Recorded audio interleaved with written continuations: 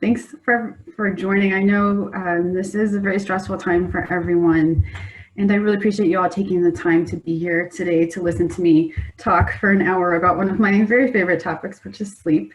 And I also want to acknowledge that it is absolutely the case that the pandemic is extraordinarily and chronically stressful for all of us. And we know that the sleep system is very sensitive to stress. So I'm guessing a lot of folks aren't sleeping very well right now, and that's absolutely something I want us to talk about today and to think about. Are there things that you can be doing to help improve your sleep, even though we are all chronically and highly stressed right now? So that's my goal for today. And I'm going to start out with just a few quick sleep lab jokes.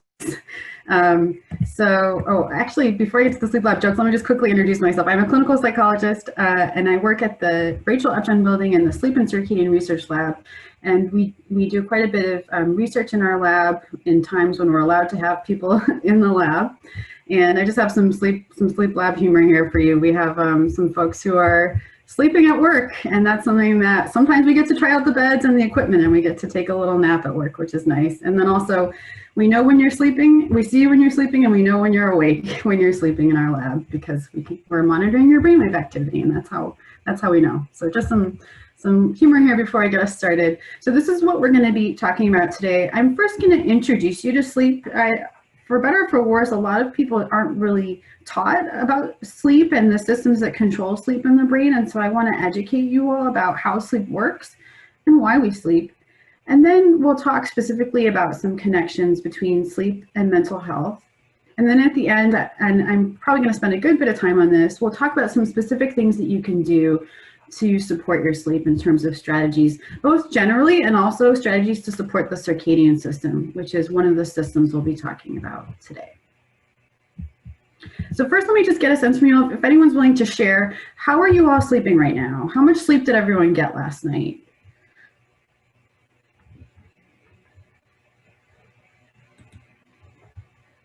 I'm wondering maybe what I can do. So usually I'm in front of a live audience when I do this. I realize there's not enough people for me to see hands raised, but I am wondering, those of you who have video on, how many people here got 7 hours or more of sleep last night? Anyone?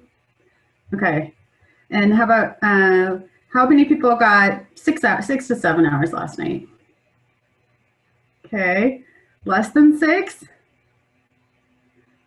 Okay, yes, this is about where the distribution that I typically see when I give talks to folks, that most people are underslept. Most of us need more than 6 hours sleep, and a lot of us are not getting it. So that's something that I definitely want you all to keep in mind today, is how much sleep you probably need and ways that we can help you to get that more consistently. So let's first kind of dive into the systems that control sleep and wake in the brain. And there are two systems that control sleep and wake in the brain. And the reason why I'm taking the time to talk to you about these systems is because I think if you understand them, you can think about ways that you can maximize the ways these systems are working for you so that you're sleeping well. So that's one of the reasons why I'm taking the time to talk about this today.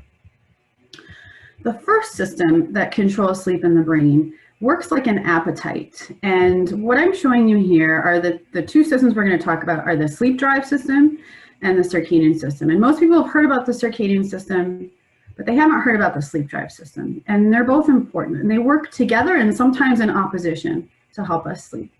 So what you're seeing here is a graph where essentially a 24-hour day, 9 a.m. to 9 a.m. And this person is sleeping here, let's say from 11 to about 7. So this is the time that the person is sleeping. And what we see with sleep drive is that the longer we go without sleep, the longer we're awake, the more drive or hunger we accumulate for sleep.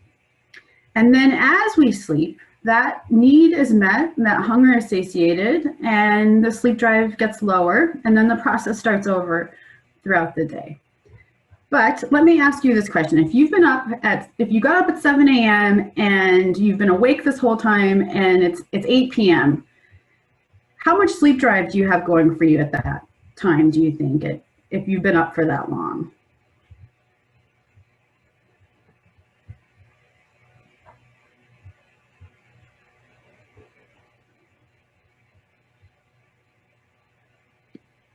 Could you repeat the question one more time, please? So if you've been up since 7 a.m. and it's 8 p.m. at night, how much sleep drive do you have going for you at 8 p.m.? It's almost the maximum. Yeah, you're absolutely right. You have a lot of sleep drive going for you at 8 p.m.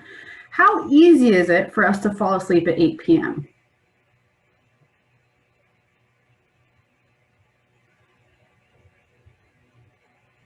It's really hard for us to fall asleep at 8 p.m., even though we have a lot of sleep drive going for us. And that's because of the second process that controls sleep in the brain. And that is the circadian alerting signal, or the circadian system.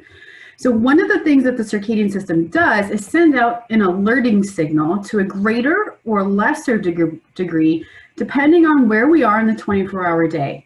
And so this signal tells us, should we be awake or should we be asleep? And actually at 8 p.m., we have a very strong, people who have a normal circadian rhythm, at 8 p.m., we have a very strong, robust alerting signal that's working to oppose that high level of sleep drive to help us to maintain wakefulness. There's actually what we call a forbidden zone for sleep. Starting about a few hours before our habitual bedtime, it's very hard for us to fall asleep because we have a very high circadian system. And then as our circadian alerting signal, as our habitual bedtime approaches, that signal becomes diminished. And in part, one of the things that's happening during this time is that the circadian system is secreting melatonin if we're in dim light.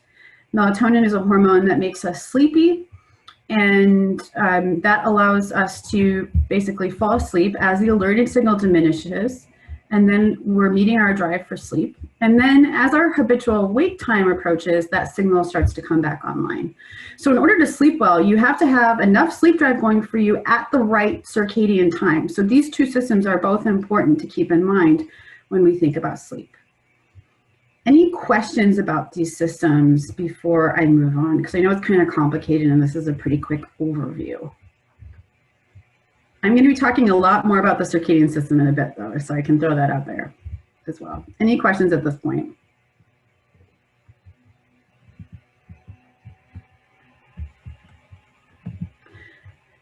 The next thing I want to talk about is what happens to our brains when we're sleeping. So we break sleep down into two broad stages or states. And the first state is one that we spend the most time in during the night, which is non-rapid eye movement sleep.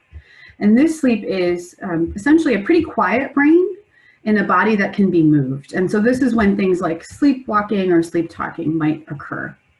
Rapid eye movement sleep is dream sleep, and we spend about a quarter of the night in that sleep. And this stage of sleep actually looks pretty close to wakefulness when we look at brainwave activity. It's a very active stage of sleep. In fact, sometimes we can only distinguish it from wakefulness by the rapid eye movements that are characteristic. When things are working well in our body, when we're healthy, we're paralyzed during this stage of sleep for reasons that I think make sense, because otherwise you're going to be up and acting out your dreams, and that's dangerous. Let's break these stages down into more detail so you can get a sense of what happens during the night. So we have very light sleep in stage one. That's our transition to sleep. And this is the kind of sleep that if you were sitting on the couch and someone said to you, hey, you were sleeping, and you said, no, I'm just resting, I was just closing my eyes, that's probably stage one sleep. We don't perceive that we're asleep in stage one. It's very light. And then we go into stage two sleep, which is still a fairly light sleep, but we perceive that we're asleep in stage two. And then the very deep stages of sleep are stages 3 and 4. And these are stages of sleep that it's very hard for us to be woken from. Has anyone here had the experience of waking up and having no idea where you were, what time it was, what day it was, what's going on? That's because you're woken up out of these stages of sleep. It's pretty hard for the brain to go from the kind of activity it does. It's a very slow brainwave activity in this sleep to wakefulness. So that's where the grogginess comes into play. And then we have dream sleep, which is a very special stage of sleep where the brain is pretty active, our bodies are pretty active, except we can't move. And the brain is doing quite a few important things during dream sleep as well. What happens across the night is that we pretty reliably cycle in and out of various stages of sleep in about 90-minute time points. So what you're seeing here is an 8-hour period of time. And we see that these are the lighter stages of sleep here at the top and the deeper stages at the bottom. And then we have dream sleep here in blue, these blocks. If in healthy adults, we get the bulk of our deep sleep in the first half of the night. And we do much more dream sleep in the second half of the night when things are going well in terms of our sleep homeostat and circadian system alignment. This is typically what happens across the night. So if you wake up early than you normally do, what you might be doing is cutting off some of that dream sleep time. I just want to point out that we do have different sleep needs as we go across the lifespan. And you can see here, this is the National Sleep Foundation with their recommended sleep durations in this darker blue. And then the teal is times that might be appropriate, but then less or more than someone probably needs here in the orange. And what we see here is for young adults, they need a little bit more sleep because the upper limit of normal is 11 hours. So anywhere from 6 to 11 hours. There's a small proportion of people, honestly, who can get by on 6. Most people that need at least 7, somewhere in the 7 to 9 range is what we typically need. And as we get older, that does decrease a little bit, a teeny bit. But I just want to point this out here that 7 to 9 is really what we're asking people to aim for in terms of their total sleep time on a consistent basis in order to support health. So why do we sleep? We're learning more and more about that as time goes on. For a long time, I think we had all these hypotheses and we didn't really have data to support them, and we still don't exactly know why we sleep, but we have some good recent data to support probably why we sleep. And it actually depends on the stage of sleep. So the different stages of sleep serve different processes for our brains and our bodies. So deep sleep in general is important for repairing our bodies, for renewing our bodies, and for restoring health. So there are very specific things that only occur hormonally, metabolically during this stage of sleep. These processes do not occur outside of this stage of sleep. And so that's why the deep sleep is critically important for repair. During this time, whatever trash has accumulated in the brain is taken out. And actually, that's why this stage of sleep is implicated in Alzheimer's disease, because maybe if you're not getting enough of this sleep, your brain's not taking the trash out. Metabolic and growth hormones are balanced. So with athletes, this stage of sleep is critically important for muscles and endurance and things like that, cell repair, as well as recharging your immune system. So that's what deep sleep does, most likely. And then dream sleep also serves an important purpose. And this is something that is, I think, more recent. We're more recently learning about the purpose of dream sleep. We think one of the central functions of dream sleep is to help us process emotional events. And I know if we think about the pandemic, we are all chronically stressed right now, and we all have a lot of emotional events that are happening to us. And I don't know about you all, but I've been having dreams about people wearing masks and being out in public and those kinds of things. And there is actually a thing now that they're talking about called pandemic dreams. And it's in part because what our brains are doing when we're dreaming is they're taking these things that are happening to us, this anxiety that we have about the pandemic, and it's processing it in a very special way that, again, can only happen during dream sleep. One of the things that we think dream sleep does is help us to take those emotional events that have happened to us during the day and turn the volume down on those emotional events just a little bit, so that when we think about those events again, we don't feel like they're happening in the moment. The emotion is a little bit removed for us, and we're maybe not as distressed as we were, for example, if we experienced a trauma after we've done some dreaming about it. Another important function of dream sleep is learning, and taking things that we've learned during the day and linking them to existing memories in the brain. In fact, we know that if people get a nap where they do some dream sleep after they've studied something, they perform better on a test afterwards than if they didn't get that dream sleep. So it is an important, very important process for both emotions and memory and memories and learning. So I'm now going to talk briefly about some connections between sleep and mental health. And oops, let's see. So the first thing I want to mention is that sleep disorders are pretty common among college students. We see rates of insomnia at about 12%, and that's insomnia disorder. We see that circadian rhythm sleep disorder, so these might be people who are night owls and they have a tendency to stay up late and sleep in late, is pretty common. In fact, there is a natural shift in the circadian clock as we move from childhood into adolescence. We naturally shift to be a little bit later in terms of the timing of the clock, and then also sleep disordered breathing or sleep apnea. But really, insomnia and the circadian rhythm issues, the night owls, are the most prevalent sleep disorders. And when we take a look at the timing of sleep, which is relevant for people who are night owls or who have a tendency to go to bed later and sleep in later, we do see a connection with depression in young adults. And this was a study looking at people who were 13 to 35 who were depressed or healthy controls. And this is the time that they fell asleep. And what we're seeing is that proportionally, the folks with depression fell asleep much later than the healthy controls. And they were also waking much later than the healthy controls. So there is something, and this is a pretty established connection between night owls and an evening preference and depression. So it is something that can increase risk for depression. When we look at insomnia in college students and what kinds of things go along with insomnia in college students, we see things like, this is again, folks who have insomnia versus those who have insomnia here versus those who don't.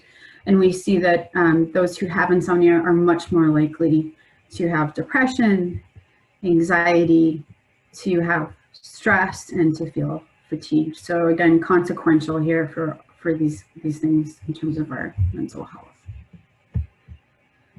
Unfortunately, we also know that insomnia symptoms significantly increase the risk of self-harm. This was a really big study they did in Norway of 13 and 19-year-olds, and they followed them for 15 years.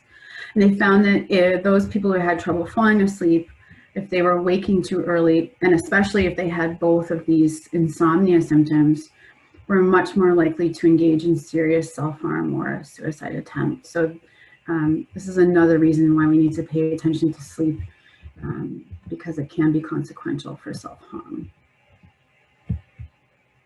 And then a final slide that I want to mention here along the mental health realm is some prospective data. So these are studies where they followed young adults across time to see who went on to develop a psychiatric condition.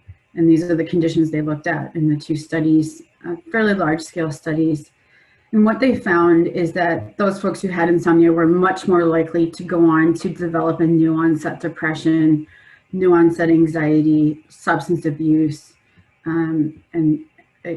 And these data all speak to the fact that insomnia is a vulnerability for developing a psychiatric illness in the future.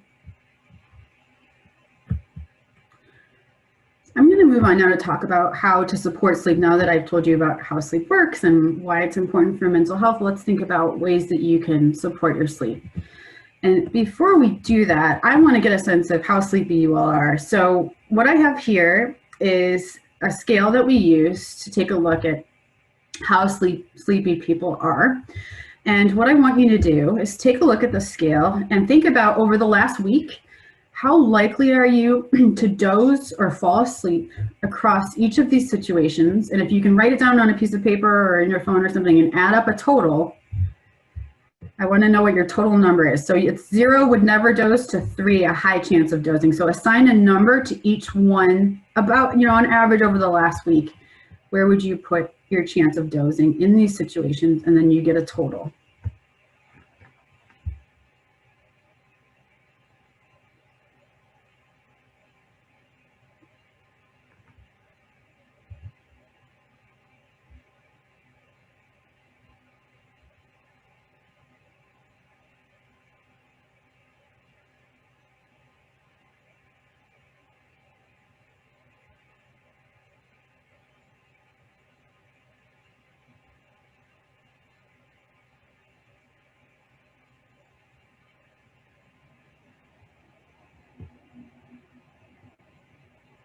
Most people have a total. So 10 or more on this scale would be considered significant daytime sleepiness and would signal to us that you need to think about ways to get more sleep. Any questions or comments about this scale?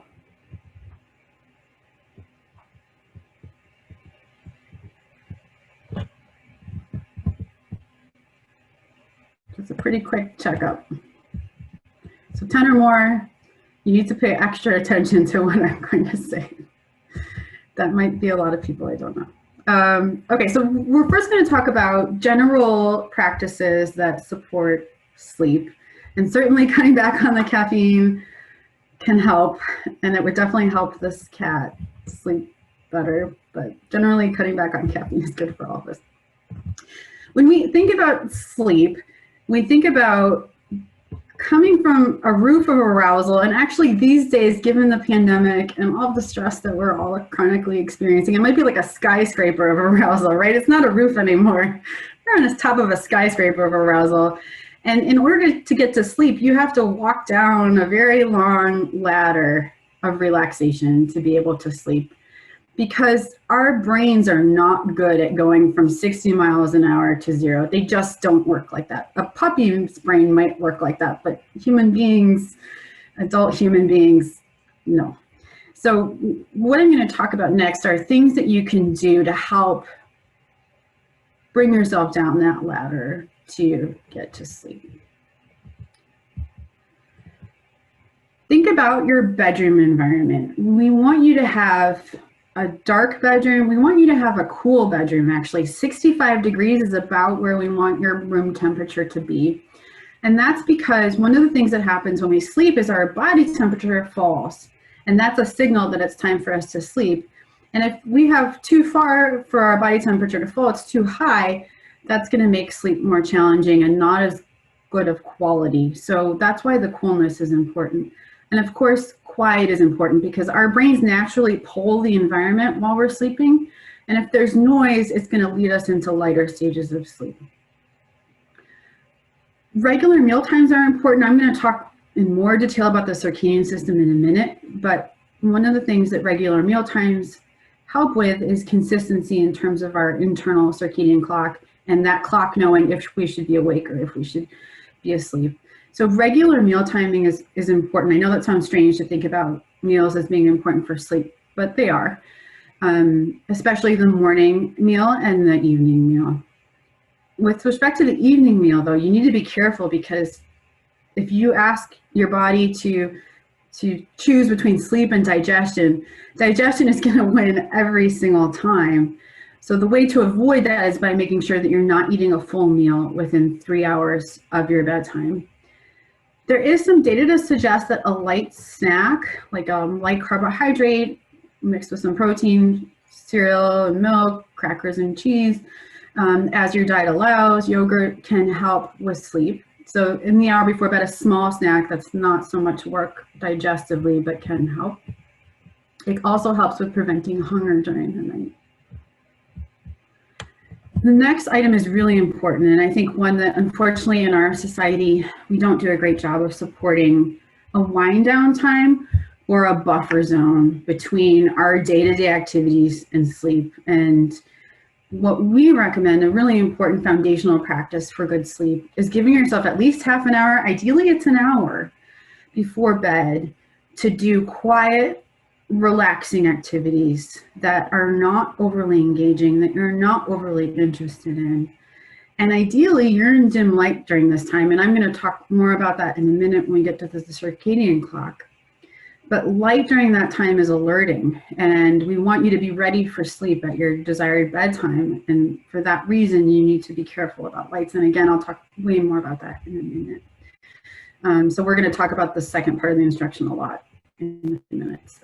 Thinking of space that you can build in, even, I know some devices like Apple Watch, iPhones have a timer that you can set on a daily basis. Like, it will routinely remind you, hey, it's time for you to start your wind down time to get ready for bed.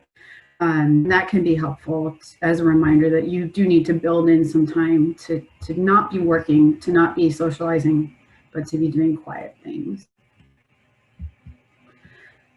When we think about other things that we can do during the day that can affect arousal at night, napping is one of those that we want people to pay attention to. For someone who has insomnia, I'm going to say that they shouldn't be napping at all during the day. For someone who doesn't have insomnia, if you don't have trouble sleeping at night, maybe you're sleep deprived, napping can help, but you want to be careful about how you nap. I recommend that people set an alarm for 45 minutes, not longer than that, when they nap, because if you sleep longer than that, you're going to get into the stages of sleep that are either deep sleep or sleep, and we actually don't want you doing that kind of sleep during the day.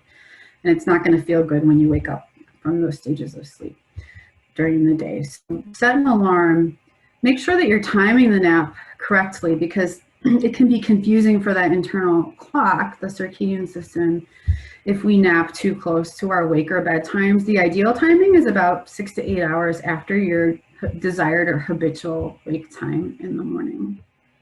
And then just being mindful about using caffeine after lunch. Everyone metabolizes caffeine differently, so there are some folks who can get by with drinking caffeine late into the day. Most people know, I think most people know how caffeine affects their sleep. And caffeine has a long half-life. It has a half-life of 8 hours, actually. Up to 16 hours, especially for people who are using hormonal contraception. That estrogen increases the half-life of caffeine by double almost. So you just want to be careful about caffeine and the timing of caffeine. Also be careful about alcohol. So a lot of people use alcohol to help them sleep. What happens with alcohol is it does make us sleepy, although we do typically tend to develop a tolerance to the sedative effects of alcohol early on. It can make you sleepy, but then what happens is as your body is processing the alcohol during sleep, it significantly disrupts your sleep architecture. So it actually suppresses dream sleep, and it may increase deep sleep actually, but it suppresses dream sleep. And so the second half of the night might be very broken and bad sleep quality if you're drinking alcohol. Exercise is good for sleep, but you have to be careful about how you time it. So like I mentioned before, the falling of the body temperature is important for sleep.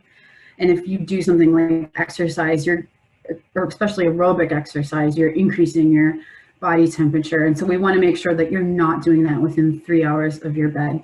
Now, things like that don't increase the heart rate, like yoga or stretching or light walking, that's all fine. It's the things that increase the heart rate that we want to be careful of in terms of timing. And along those lines, you do want to be careful about doing things that are going to increase your core body temperature within about 90 minutes of bedtime. So these are things like a hot bath, a sauna, or a hot tub. It's actually fine if you do them about 2 hours to up to 90 minutes before habitual bedtime, but not closer than that for the body temperature effects. Something else to keep in mind, and I know this can be an issue for people who live in dorms, but you want to make sure that you are saving the bed for sleep and sex and only those things. And the reason for that is because we want to make sure that your bed, and ideally your bedroom, again, I know this is not possible if you live in a dorm, are very strong cues for sleepiness and only sleepiness. So if you're doing other things in bed, like watching TV or talking to people or using your phone or reading, and you have problems with sleep, then that is going to make the bed a place for wakefulness. And we want the bed to be reserved for sleep and sleepiness. The other thing to keep in mind is that we generally only want people to try to sleep when they're sleepy. And that's because you cannot force yourself to sleep. If you could, I wouldn't have a job, right? It would be great if people could force themselves to fall asleep. We might be very different as a human race if you could, but I would be doing something else for a living other than working in the field of sleep. So it's not within your direct control. And what you want to do is maximize the circumstances so that you're most likely to be able to sleep using all the techniques that I'm talking about today. But basically lying down in bed only when you're sleepy. And if you do have insomnia, again, not taking naps. So these are other principles to keep in mind. And then thinking about ways that you can address arousal that might interfere with sleep. And one of the things that I highly recommend that people do during a wind down time is a relaxation exercise. And there are lots of websites with lots of free relaxation exercises. I know Headspace right now has some free ones for us Michiganders. They actually have sleep-specific exercises that I would recommend on their website. CAPS, so the U of M Counseling and Psychological Services, has a website as well that they maintain with a variety of relaxation exercises. And then sleep experts at the VA have developed this free app that has some sleep-specific tools as well as a relaxation exercise on it. So those are all things that you can use. But I think they're pretty helpful. And relaxation is like a muscle. You know, the more you practice it, the better you get at being able to call relaxation, the relaxation response into play when you need it. So I recommend that people practice, you know, even a 10-minute practice daily is going to go a long way towards helping reduce arousal. Another strategy that I just want to mention, and typically in treatment, we might spend more time talking about this than I'm going to today, so I'm giving you a very quick overview of this. If you're someone who finds that you're lying in bed and you're worrying about things, or someone who has trouble with worry throughout the day, a technique that can be helpful is something called scheduled worry time. That's because worry is something that is normal. We actually need to worry to a certain extent. We just don't want people doing it throughout the day, right? It's a normal help. It can help us to guide decisions, but we don't want to be doing it throughout the day. We want it to be confined to a specific time. So with this technique, we ask people to find a specific time of the day, not too close to bed, but it could be in the evening, setting an alarm. For some people need 15 minutes, some people need 30. And then taking a piece of paper and writing 2 columns on the paper. So one column is where you write out all the things that you're worrying about. On the next column, you work through each worry and identify what's the next best step here to address this. Or if it's not addressable, what do I need to feel better about this? And it could be calling a friend, it could be practicing relaxation, it could be any number of things. And then when you find yourself worrying, which we all do, because that's what our brains do throughout the day and sometimes at night, you remind yourself that I have this time set aside at 6 to sit down and worry about this. So I'm going to leave it. And then you use a distraction technique, or you reorient yourself to the present moment. That can be pretty hard, especially in the beginning. So I don't want to sugarcoat how easy, you know, it's not easy, especially because we are used to worrying all the time. But finding a way to kind of shift away and knowing that you do have that time to do that later on can help. And then in the night, if you wake up worrying, we just ask you to remind yourself, I've written those things down on that piece of paper, they're there, or I have time to worry about this tomorrow. And then briefly, I just want to mention that balance is something that I think a lot of us are struggling with right now, but focusing on the sleep that you are getting, what can you control as far as your sleep goes, not trying to sleep, having realistic expectations for your sleep. I think finding time, especially right now, because we are all kind of chronically traumatized right now by the pandemic, we're chronically stressed, that we schedule some time. It could just be 10 minutes to do self-care and something that is renewing for us. Finding positive ways to manage stress and anxiety. We know that social connection is really important, especially during a pandemic. So making sure that that's something that you're doing consistently. Having self-compassion and then staying present focused are all important sleep supportive practices. And I'm going to move on now to the circadian clock, because that is, again, a separate system. And I just want to make sure, because I think there's a lot of things about our modern life that are very challenging to the circadian clock, because we evolved without electricity and mobile devices, and we use those a lot. It's a 24-hour society, which we didn't evolve to be. So I think I just want to make sure I'm highlighting that for all of us. But before I get there, I do want to mention it's very strange to be talking about clocks and time in a pandemic, because on any given day, I can't tell you. It could be 1982. I don't know. I have to phone a friend to find out what day it is. Today's Thursday, but it's okay if you're confused. But the pandemic is, I think, confusing for our circadian clocks, and I do want to talk about how you can address that. So just briefly, the circadian clock is a specific part of the brain. It's located in the suprachiasmatic nucleus, and it is the master timekeeper for our brains and our bodies. And it tells us, one of the things it does is whether we should be awake or whether we should be asleep. But it also feeds to multiple other clocks, and then these peripheral outputs in terms of organs, as well as central outputs, right, including what we're talking about today, which is sleep-wake cycles. But this all feeds into ultimately our behavior and our physiology.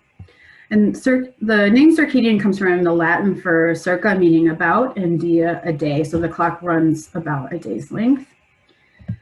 We're going to talk a good bit about time cues in a minute, but an important thing to know about the clock is that it relies exclusively on external cues to tell it what time of day it is and whether we should be asleep or awake. And these are the cues, we're going to talk more about these in a minute, that it uses to make those decisions about what time it is. And a really important note about the clock, which most people don't know, is that most of us have clocks which run a little bit longer than the 24-hour day. And that has important implications because what it means is that if we don't set our clock on a daily basis at a consistent time, we are naturally going to drift in terms of our sleep. Our alerting signal will become later and later with time. So we have to set our clocks daily to keep them in sync with the 24-hour rotation. As I mentioned before, the clock tells time by external cues, and we call these zeitgebers or time givers to the clock. And I've listed them here from the ones that are most robust time givers to those that are still important but not quite as robust. So the light-dark cycle is the #1 thing that informs the clock about whether we should be awake or whether we should be asleep, and that has implications for our use of electricity and our use of technology. But things like physical activity and exercise, when do we eat food, social interaction, those things all feed back to the clock. I personally think the pandemic is confusing for our clocks, in part because our clock really likes consistency. So with consistent timing of the zeitgebers is really important for us to have good circadian health. And there are a lot of aspects about this pandemic that make it so that those things aren't as consistently timed for us as they might be ordinarily. We're spending more time indoors, and that means less light, less natural light, which is, again, really important for setting the clock. And then we have less routine. So I'm going to focus on things you can do to maintain good circadian health now during the pandemic. So the first circadian key that I'm going to talk about is striving for bright light during the day. And an important piece about the bright light is actually making sure that you're waking up at the same time every day, again, because the clock likes consistency. It's actually not just the wake time, but the time when you wake up and get into bright light that the clock starts keeping time for the day. And that's why it's important to get into bright light as soon as you can after you wake up. We think you should aim for at least a half an hour of good bright light. The sun is the best source of bright light. If you can't get outside or it's dark outside at your wake time, we recommend that you turn all the lights on wherever you are so that you have good bright light.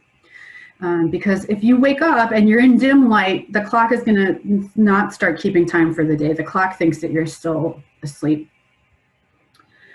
And that consistency is important because it will also help you to then have a specific time when 13 and a half hours after we wake up is when the brain starts to release melatonin if we get into bright light first thing. And so that's why the wake time sets us up for our sleep time as well. Our clocks can only move by about an hour a day. So that has implications for sleeping in on the weekends. I say to folks, you can sleep in up to an hour on the weekends, that's okay, but more than that, come Monday morning, it's gonna be like flying back from California, and our clocks can't do that. You're gonna have jet lag until Wednesday if you sleep in too late on the weekends. So keep that in mind. Social jet lag is a pretty common phenomenon. Another key to the circadian health is making sure that you're getting bright, ideally natural light during the day. Indoor lighting without windows is quite bad. It's not very bioactive. It's not really good for the circadian clock. So in those instances, if you have to be indoors, you don't have access to a window, I recommend that people get outside for a 15 or 20-minute light break throughout the day so that you get that natural light. A really important note on evening light, and as I mentioned before, we didn't evolve under electricity. It is the case that not even very bright light can suppress the production of melatonin. Melatonin makes us sleepy, and we want a good bit of melatonin going for us before we get into bed. And that process starts about 2 hours before our habitual bedtime. If we allow the brain to release melatonin by being in dim light, it will do so starting about 2 hours prior. So evening light is confusing for our clocks because it can tell them that, hey, it's daytime, when actually we want the clock to be getting ready for us to go to sleep. And it can contribute to people becoming more of a night owl, a delay in the clock, or insomnia, because we're asking our brains to try to fall asleep when we don't have any melatonin going for us if we've been in light throughout the evening. I showed this graphic because it is the case that the light that we get from our technological devices is typically in the blue wavelength spectrum, and that is the most alerting for our clocks. Our clock sees that light and it thinks, bing, it's daytime, I should be awake. Whereas interestingly, orange-red light does not have any impact on the clock. In fact, when we study melatonin production in the lab, we use orange-red light bulbs so that people can see what they're doing, but melatonin isn't suppressed.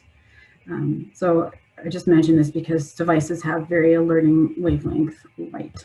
So that brings me to the next circadian key, which is to strive for dim and darkness during the night. So dimming the lights in the evening, 2 hours before bed, to the extent that it's possible, just like with the wake time, keeping your bedtime consistent is really helpful for our clocks and for sleep.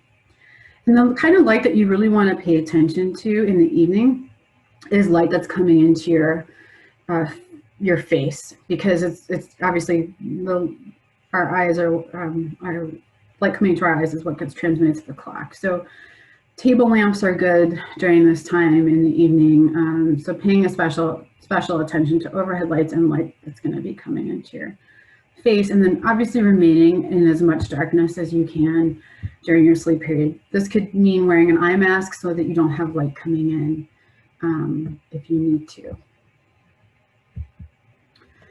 And then the third circadian key is to avoid devices at night or be careful with them. I do sometimes think our brains think of these devices as it's like a mini sun in my face when I'm using this at night, and that's very alerting. If you have to use a device at night, there are things you can do to minimize your exposure to the light.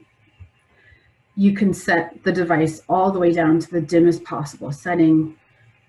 I recommend that you use a blue blocking app or dark mode, although to be honest, the science isn't really huge there behind what those do for you. It's really, the intensity is pretty important in making sure that that is as dim as possible. I do recommend if you have to work or use a screen close to your face in the evening, that you consider blue blocking glasses. There's a pair I think they're like $12 on Amazon that I recommend. They're made by a company called Uvex, and they're called the Uvex Skyper, and they're very inexpensive and will block the blue wavelength light. This is also something we use when we study melatonin onset in our lab. The smaller the screen, the better, because it means less light exposure is coming into your face. So a phone is going to be better than a tablet, which will be better than a laptop. And it is the case that cumulative exposure matters. So the longer you're using the device, the more suppression of melatonin we're going to see. So if you can limit your timing, that will help.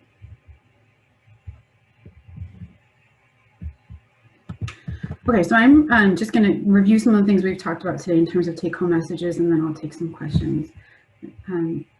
Hopefully you all today have learned that sleep underlies, when you all just know this probably from being human beings, but sleep underlies every aspect of our health and well-being, including mental health.